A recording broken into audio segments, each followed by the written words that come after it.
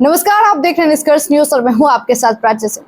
शिक्षा जगत को आगे लेकर एक तरफ जनसुराज बाजी मारते हुए नजर आ रहे हैं और बता दें कि 13 नवंबर यानी कि कल का इंतजार है और कल वोटिंग है, सेमीफाइनल माना जा रहा है 25 से पहले। आखिर लालू प्रसाद यादव को क्यों जाना पड़ा प्रचार में, लगातार ये सवाल जो है सत्ता पक्ष पूछते हुए नजर आ रहे हैं। इसी मुद्दे पे सीधी बातचीत करते हैं राजद से एमएलसी उर्मिला ठाकुर जी। उर्मिला ठाकुर जी, कैसे देखते हैं लालू प्रसाद यादव को जाना पड़ा? बीमार थे फिर भी लगातार वो प्रचार में जाते हुए दिखे, आखिर क्यों? सवाल पूछ रहे हैं सब लोग। जो लोग सवाल पूछ रहे हैं, सबसे पहले तो मैं उनको कहना चाहती हूँ कि बाबू लालू प्रसाद यादव जी आज के राजनीति में हैं। ये देश कौन कहता है? दुनिया के सबसे बड़े समाजवादी नेता हैं। और इस जो नेता बोल रहे हैं उनको कौन पूछता है? जब पार्लियामेंट में वो जाते थे वैसे वैसे लोगों को, इस देश के प्रधानमंत्री का वो कभी बिल्डर कहलाते थे। अच्छा। और इतना ही नहीं, वो गरीब गुरबा लोगों को, जो आज ओबीसी के बेटा बेटी सब जो एसपी और कलेक्टर बन रहे हैं, आपको मालूम होना चाहिए कि बीपी मंडल की सरकार में इनके अथक प्रयास से मंडल कमीशन लागू हुआ और बाबू लालू प्रसाद यादव लौट रहे थे कोडरमा से, तो रोड तो वही है गया रूट। और बेलागंज विधानसभा में जो जहानाबाद के सुरेंद्र यादव हैं, उनके सुपुत्र खड़े थे विश्वनाथ प्रसाद सिंह। वो जहाँ खड़े थे बेलागंज से, तो बेलागंज के गोल मैदान में हजारों कौन कहता है, लाखों जन सैलाब उमड़ा हुआ था। कहते हैं ना, भगवान के भक्त के बस में भगवान। तो बाबू लालू प्रसाद, हाँ कहता है, बाबू लालू प्रसाद यादव अपने कार्यकर्ता के बस में है, गरीब गुरबा के माने बस में है। इस अवस्था में भी आप जानते हैं वो बीमार हैं और लोगों ने उनको कहा कि नहीं, आपका दर्शन चाहिए, 1 मिनट के लिए उतरिए। तो आप देखे होंगे कि उनको भाषण देना नहीं पड़ा, 1 मिनट के लिए स्टेज पर गए। 3 लोगों को पेट में दर्द हो रहा है। लेकिन इस उपचुनाव में पूरा देश का कुनबा, गृह मंत्री से लेकर कौन क्या प्रधानमंत्री या गृह मंत्री, और पूरे जहाँ जहाँ इन लोगों का राज है वहाँ के मुख्यमंत्री और बिहार सरकार का सारा मंत्रिमंडल से लेकर कार्यकर्ता, पूरा देश का से लेकर राज्य तक का, गली नली सब जगह जब आप देखते रोड पर तो 50-50 100 गाड़ी का जो है ना, रेल का डब्बा जाते, काफिला जाते मैंने दिखाई पड़ता। डर से अगर काम करते वो लोग तो इतना काफिला लेके क्यों चलते?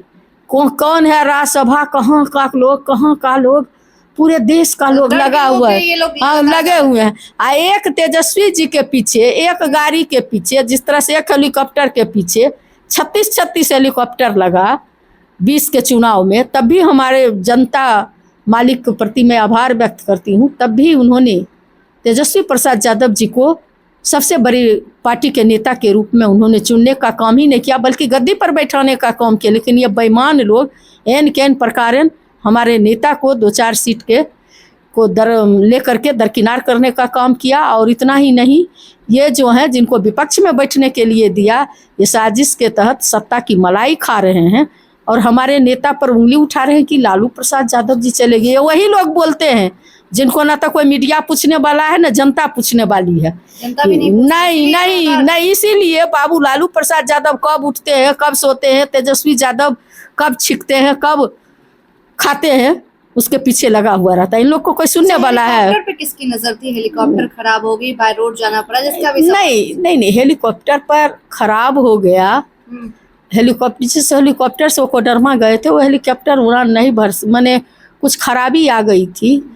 तो हमारे आदरणीय नेता जान किसको सुरक्षा नहीं की परवाह है, प्रशासन को भी जवाब देना पड़ता। तो बाबू लालू प्रसाद रोड से आ रहे थे तो बेलागंज रुक गया। 3 लोग को बड़ा पेट में दर्द शुरू है और पूरा देश का आदमी उतरा हुआ है, तो उसमें नहीं बोलते हैं ये लोग। अच्छा, बीच में एक जनसुराज प्रशांत किशोर दावे दे रहा है और कह रहे हैं कि बेलागंज में जो है जनता सिर्फ प्रशांत किशोर यानी कि जनसुराज को वोट करेगी। कौन पूछता है जनसुराज को? जनसुराग पार्टी है, सुराग कहाँ सुराग कर रही है? अच्छा, मुस्लिम में सुराग करो, इसको बीजेपी का बी टीम है। कहाँ से? हाँ, बीजेपी का रुपया नहीं। यादव में सुराग करो, अति पिछड़ा में सुराग करो, दलित में सुराग। ये जन सुराज नहीं, सुराग पार्टी है। पार्टी, हाँ, उनको रुपया का बंडल नहीं मिला है, बोरा नहीं मिला है। अमित शाह बक्कू खोल के दिया है, जाओ रुपया लुटाओ और जनता को दिग्भ्रमित करो। जैसे अंग्रेज कहता था फूट डालो और शासन करो, उसी तरह से दिग्भ्रमित करो। और तेजस्वी यादव को सत्ता से दूर रखने की जरूरत है, ताकि गरीब गुरबा लोग, गरीब गुरबा लोग, कोई लोग नहीं। लोग तो यहाँ बिहार में 18 साल से बीजेपी या नीतीश कुमार की सरकार है और उसने एगो सुई का फैक्ट्री नहीं लगाया। लोग तो भूखा है, दूसरे राज्य जा रहा है, पलायन हो रहा है। तो कुछ दे रहा है तो लोग ले करके इनकलाब जिंदाबाद, सब किराए पर इनकलाब जिंदाबाद कर रहा है। वोट उनको, हाँ, उनको वोट थोड़े दे जा रही है। वोट नहीं, कोई नहीं देगा। नहीं कहा, सब खाएंगे। जैसे ये लोग कहते हैं ना, जो फूटोगे तो क्या कहता है, फाड़ेंगे, बटोगे तो फाड़ेंगे। यहाँ लोग कहता है कि बटोगे तो फाड़ेंगे, वो कह रहा है। ये लोग कह रहा है कि वो लोग को छीन के खाओ और वोट अपने जगह करो, वोट अपने जगह करो। गरीब गुरबा जहाँ बाबा भीमराव अंबेडकर का, जिसके जो मानने वाले लोग नहीं हैं, जन स्वराज वाले जो प्रशांत किशोर हैं, वो मान रहे हैं बाबा भीमराव अंबेडकर के संविधान को। गरीबों के आरक्षण को देने के लिए तैयार हैं। जो माझी जी उधर हैं, चिराग जी उधर है, दारू जो है होम डिलीवरी हो रहा है। गरीब गुरबा लोग दारू पी पी के 100 आदमी मर रहा है, अंधा हो रहा है। शिक्षा कहाँ है?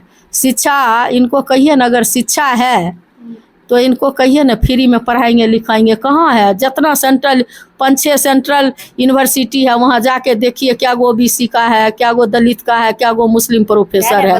सब लोग को कहाँ बदलाव होगा? ये तो जुमलेबाजी किए 2 करोड़ नौकरी देंगे तो कहाँ दे रहे हैं? सीखना है तो तेजस्वी प्रसाद यादव से सीखिए कि 17 महीनों में 55 लाख नौकरी दिए, IT सेल का निर्माण किए, मेडल ला और नौकरी पाओ, चटपट झट योजना चला करके उन्होंने लोगों के, पढ़े लिखे युवाओं को चेहरे पर मुस्कान लाने का काम किए। शिक्षा हो, स्वास्थ्य हो, पर्यटन हो, सभी क्षेत्रों में मूलचूल परिवर्तन करने का काम किए। तो विकास किसको कहते हैं? तेजस्वी प्रसाद यादव से सीखे। ये लोग तो जुमना विकास पुरुष, ये तो जुमलेबाजी करते हैं। 25 में किसी का दाल नहीं गलेगा।